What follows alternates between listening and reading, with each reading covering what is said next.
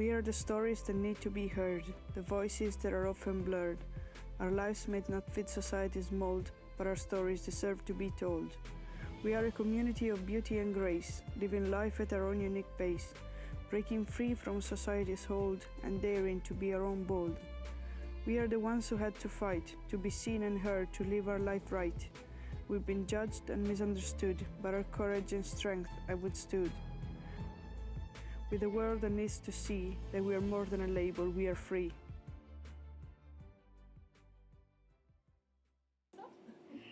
Hi, I'm Alex. I'm 25 and I'm Italian.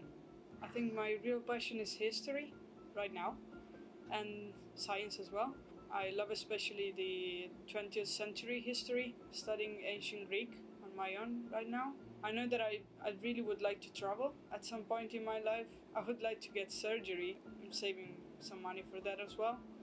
I'm not really sure when exactly in my childhood I started realizing that I was not a girl. I've never been quite feminine. I've always been quite a tomboy. When my body began changing, I just had a crisis.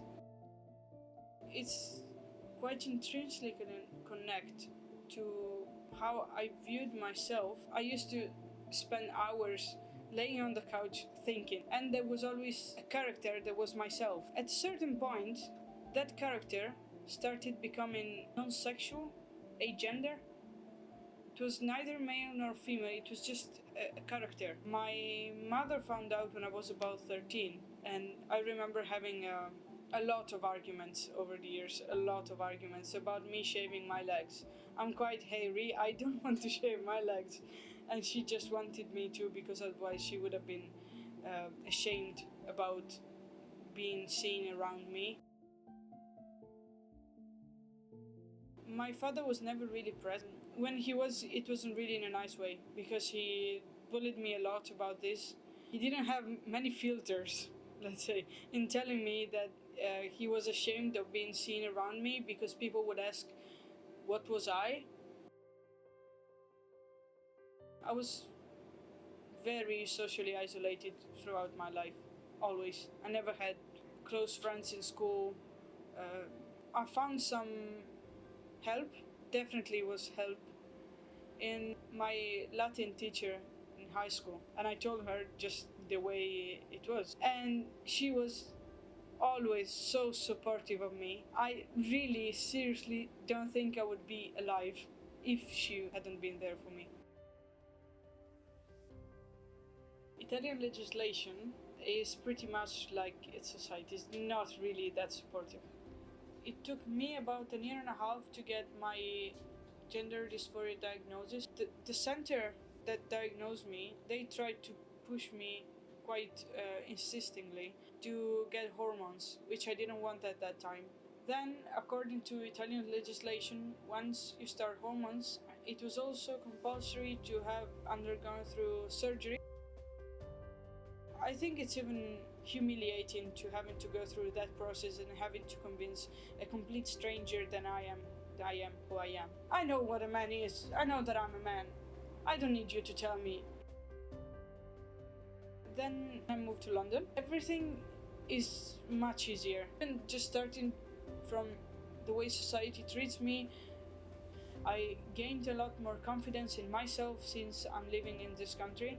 I cannot change my name through a deed poll as I could in England, because I'm still an Italian citizen.